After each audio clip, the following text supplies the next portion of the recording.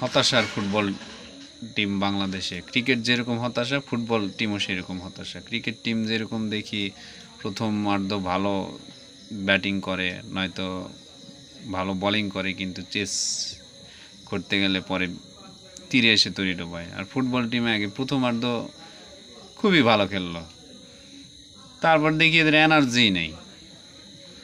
এদের এক একটা পাস মনে হচ্ছে মানে একটা দুর্গ, একটা ওয়াল, শক্ত ওয়াল, বল পায়ে লাগলে পায়ে বল থাকে না। এক হামজা চৌধুরীকে দিয়ে কিছু হবে না ভাই।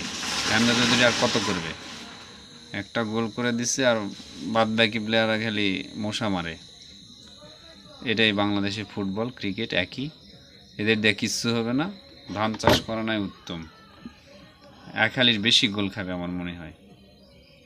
কি একটা বাজে খেলা, কোনো পাসিং নাই। ফুটবল গোলকিপারের সামনে লুতুপুতু, গোলকিপারের সামনে পাসিং পাসিং কোনো অ্যাকুরেসি নাই। এভাবেই গোল খাচ্ছে, গোল হজম হবে, কিছু করার নেই। দিন শেষে হতাশায় রয়ে গেলাম।